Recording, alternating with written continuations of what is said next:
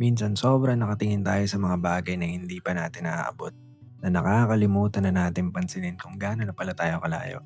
May mga bagay noon na pinagdadasal mo lang, may mga problema kang akala mo hindi mo malalampasan, at may mga araw na hindi mo alam kung paano ka babangon. Pero tingnan mo naman, nandito ka pa rin.